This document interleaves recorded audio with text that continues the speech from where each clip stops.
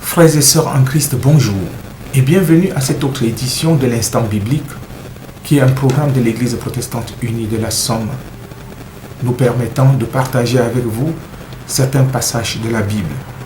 Je suis Patrice, le pasteur, et je me propose de lire avec vous dans le livre de l'Apocalypse au chapitre 2, les versets 8 à 11.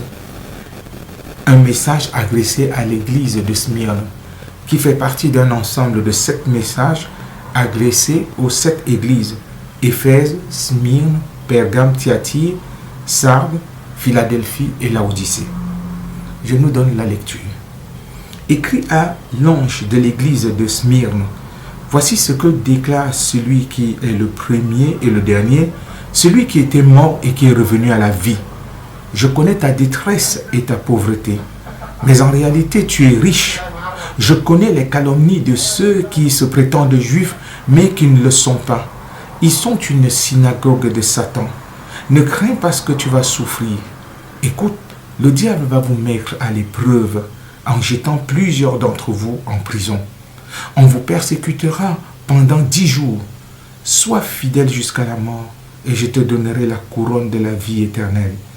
Que chacun, s'il a des oreilles, écoute bien ce que l'Esprit dit aux églises. Le vainqueur n'a rien à craindre de la seconde mort.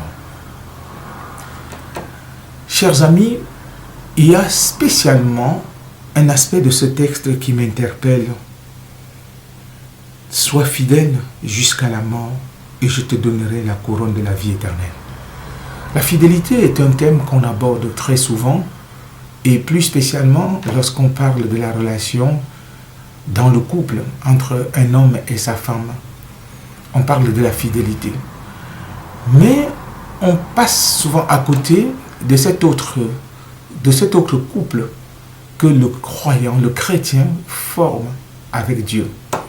Parce que le Seigneur est celui qui nous a choisi le premier et nous sommes entrés dans cette alliance avec lui, devenant un couple, lui, le Seigneur et nous. Et il nous appelle à la fidélité à l'alliance qu'il a établie avec nous, la fidélité au projet de vie qu'il a avec nous, qu'il veut établir avec nous. Mais il nous arrive, n'est-ce pas, de nous montrer infidèles à ce projet de Dieu à plusieurs égards. Alors, chaque fois je me pose toujours cette question: en quoi suis-je véritablement fidèle, n'est-ce pas, à l'alliance qu'il y a entre Dieu et moi? Comment est-ce que je traduis cette fidélité dans ma vie quotidienne? Comment est-ce que je la traduis, n'est-ce pas, dans ma relation à Dieu d'abord et dans ma relation à l'autre? Parce que si je ne suis pas fidèle dans ma relation avec Dieu, il me serait très difficile d'être fidèle dans ma relation avec l'autre. Donc la première fidélité est celle-là. Lorsque ce message demande, n'est-ce pas, au destinataire d'être fidèle jusqu'à la mort, c'est parce que c'est très important de rester attaché à cette alliance, à cette relation qu'on a avec le Seigneur. Je nous invite donc à prêter attention, à nous poser sans cesse la question de notre fidélité au Seigneur. Cette fidélité ne veut pas dire que nous n'avons pas des hauts et des bas. Quand nous regardons les grands hommes de la Bible, ils ont connu des aventures diverses, mais parfois on a entendu le Seigneur parler de leur fidélité. Je prendrai l'exemple de David, qui, nous connaissons pour ceux qui lisent la Bible, sa vie. Mais Dieu a trouvé que c'était un roi selon son cœur, qu'il était fidèle. Alors, comment est-ce que nous nous montrons fidèles à notre tour, à notre engagement vis-à-vis de Dieu, dans notre famille ou dans son œuvre? Comment est-ce que nous nous montrons fidèles? Est-ce que nous ne passons pas trop rapidement à autre chose et laissons traîner ce pourquoi le Seigneur nous a appelés, nous a choisis? Je nous invite à la prière. Dieu notre Père, apprends-nous à te rester fidèles. Aide-nous dans notre engagement, quel qu'il soit, en tant que pasteur, en tant que chrétien, en tant qu'époux, épouse, enfant, en tant que exerçant un ministère dans ton Église. Donne-nous, Seigneur, de te rester fidèle et donne-nous d'y veiller. Apprends-nous, Père, à écouter ce que tu as à nous dire pour ne pas nous détourner de ce que toi tu attends de nous. Parce que c'est toi qui nous dis, soyez fidèles jusqu'à la mort et je vous donnerai la couronne de la vie éternelle. Merci Seigneur pour ta fidélité qui nous appelle à notre tour à la fidélité. Au nom de Jésus, Amen.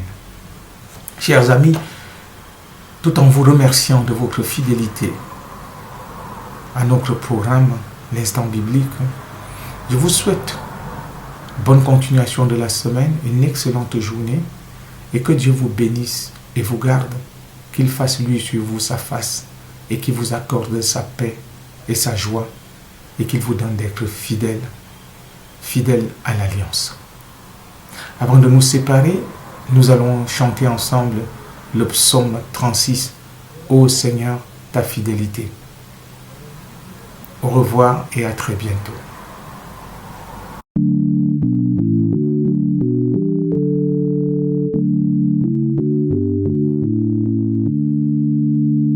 Ô Seigneur, ta fidélité remplit les cieux et ta bonté dépasse toute cime.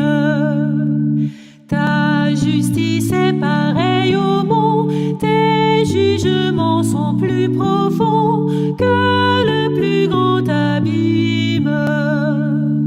De la puissance du néant, tu veux sauver tous les vivants, toute chair, toute race. Les hommes se rassembleront autour de toi, ils trouveront leur paix devant ta face.